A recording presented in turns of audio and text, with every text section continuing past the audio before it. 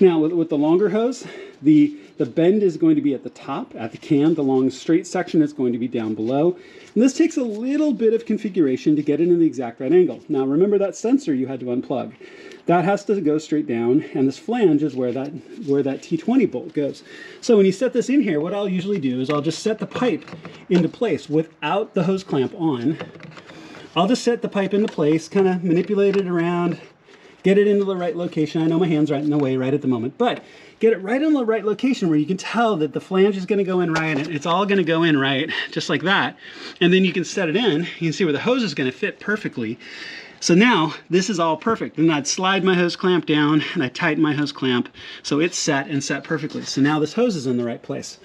So at this point you can see where the reassembly is coming back together very, very well. So go ahead and attach your can. So attach the mounting bracket, attach the can to it, make sure your inlets are on with the O-rings.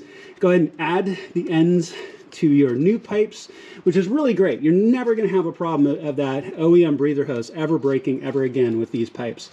You can see where these come up. Okay, so I'm going to get all these connected, and then you can use hose clamps here, or you can also get the matching, because we have the blue accent. We've got the aluminum horseshoe collar style that goes here. I'll show you what that looks like in just a second. But get caught all up to this point, and then we're going to connect the hoses.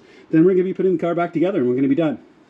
All right, so now you just slide the hoses up into place. If you've got the worm drive kind of hose clamps, I would have the worm drive on the outside and the outside both with the nut facing up so you can get to them easily if you need to in the future.